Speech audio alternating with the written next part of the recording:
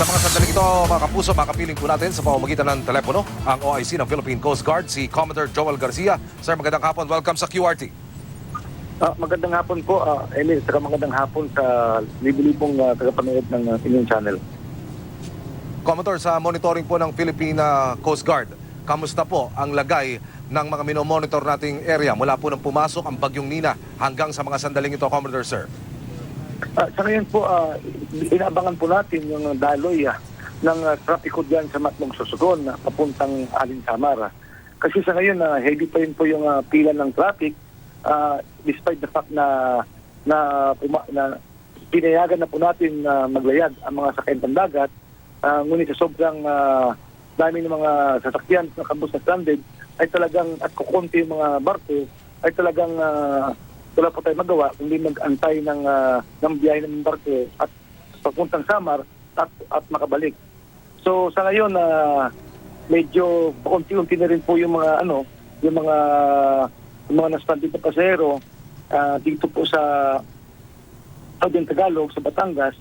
Sa Batangas po may naitapala po tayo na mga 900 stranded passengers at saka dito po sa Romblon Port 200. At although sa Eastern Visayas po wala na pong stranded dito po sa Leyte. Sa Western Visayas meron pa po at sa Central Visayas sa Cebu meron pang sa Aduana Port meron pa po 100. So sa ngayon po inantabayan po natin ngayon ang concentration po natin dito po sa Matnog Sorsogon. Commodore, sa ibinigay ninyong detalye sa press conference ninyo kanina, lumalabas na mahigit 5,000 kababayan natin yung stranded dyan sa Matnog Port sa Sorsogon. Sa inyong palagay, sir, mga kailan po o anong oras madidecongest ng unti-unti itong mga pasahero natin na tuluyan na makakauwi sa kanilang pupuntahan o sa kanilang mga bahay, sir? Commodore.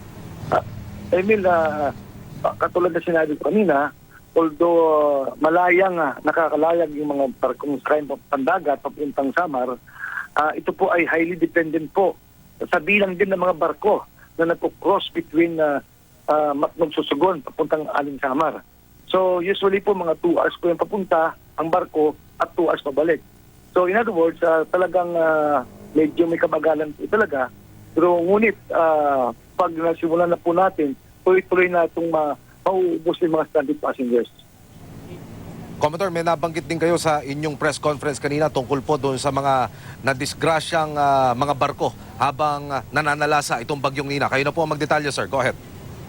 Kanina umaga po may naitala pong may naiulat po sa ating na aground na barko dito po sa Gasal, Marinduque. Ito po isang oil tanker at bandang alas 6:30 ng umaga ay napaulat po ito na sumagsag. Kaagad-agad po na nagbigay po tayo ng responde upang imbestigahan at magbigay ng karampatang search and rescue. At mabuti naman ay wala po napaulat na may nasaktan at wala pong nakita mga oil spill. At yun pa man, inutusan po natin yung Coast Guard District Batangas na magpadala po ng mga oil spill response sa oil spill boom. Just in case na pag ito ay hinila, yung mga tugboat ay kung sakaling mapunit yung hull, yung pangilalim ay nabigyan po natin ng transportang responde. At dito rin po sa may bandang Mabini and Maricaban, Batangas, may napaulat po na lumubog na Roro, yung MV Starlight Atlantic, lulan po itong 22 crew. At sa ngayon po, 14 lang po yung napaulat na nakaligtas. Wala pa po ang ating hinahanap. At dumispatch sa po tayo ng 2 Coast Guard vessel at 2 BOT Series Aquatic Resources vessel sa pahintulot po ni butihing Undersecretary Gongona upang tumulong po sa pagkundak ng search and rescue. At ganoon din po doon banda sa lugar na yon, yung isang MV Shuttle Roro, at isang Roro na ganang MV Shuttle ay lumubog. Although lulan po ito 25 crew, ay lahat po ay nakaligtas. Commodore, unahin ko lamang po yung sinapit nitong MV Starlight Express. Kamusta po yung isinasagawang search and rescue operation ng Philippine Coast Guard para sa 8 pasaherong nawawala, sir? Yung Starlight Atlantic po yun ay sa ngayon po, katulad sinabi ko, meron po tayong 2 Coast Guard vessel at 2 BFAR vessel na kasalukuyan na nagkukonduct ng search and rescue operation upang hanapin yung mga 8 pang nawawalang crew ng naturang vessel.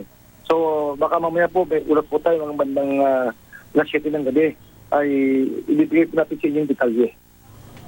Commodore, nakapagbigay na po ba ng update sa inyo yung station na pinakamalapit doon naman sa pinagsadsaran ng oil tanker Obama? Alamin lang sana namin, Commodore, sir, kung ito po nagkaroon ho ba ng pagtagas ng langis sa area, Commodore? Sa ngayon po, Emil, katulad sinabi ko, nagbigay na po ng ulat yung mga kasama ating Coast Guard na wala po silang nakitang tagas ng langis. Ngunit ganun pa man, ipinag-utos na rin natin na mag-prepare sila ng mga oil spill boom just in case na pag nag-start na po yung retrieval operation ng mga tugboat upang ito'y makalikas sa kung saan siya nag-aground ay at least kung mapunit man yung hull niya at may tumagas, nakaprepara na po yung mga oil spill boom natin. Mga kapuso, ang officer in charge ng Philippine Coast Guard, si Commodore Joel Garcia. Sir, maraming salamat sa oras na inalaan nyo. Magandang hapon po. Maraming salamat din po.